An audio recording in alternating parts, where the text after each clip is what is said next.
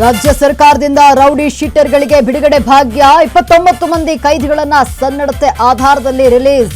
ಜೈಲುಗಳಿಗೆ high tech ಭದ್ರತೆಗೆ ಸಂಪುಟ ಅಸ್ತು.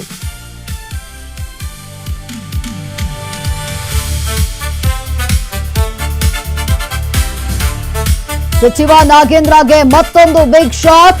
ಪ್ರಾಸಿಕ್ಯೂಷನ್ಗೆ ಅನುಮತಿ ಕೇಳಿದ ಸಿಬಿಐ. ಇತ್ತ ರಾಜೀನಾಮೆಗಾಗಿ ಬಿಜೆಪಿ ಬಿಗಿಪಟ್ಟು.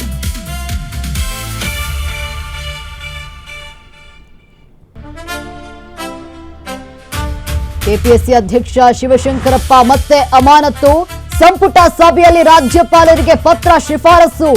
ಪಶುವೈದ್ಯಾಧಿಕಾರಿ ನೇಮಕಾತಿ ತನಿಖೆ ಚುರುಕು.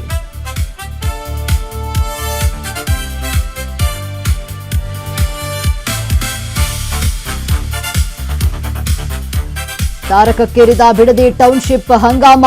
ಯೋಜನೆ ಪರಿಶೀಲನೆಗೆ ಸಮಿತಿ ರಚಿಸಿದ ಸರ್ಕಾರ. 30 ದಿನಗಳಲ್ಲಿ ವರದಿ ನೀಡಲು ಸೂಚನೆ.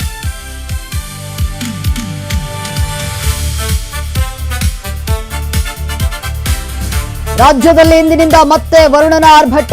7 ದಿನಗಳವರೆಗೂ 25 ಜಿಲ್ಲೆಗಳಿಗೆ ಮಳೆರಾಯನ ಅಬ್ಬರ. ಕರಾವಳಿ ಮಲೆನಾಡು ಭಾಗಗಳಲ್ಲಿ ಹೈ ಅಲರ್ಟ್.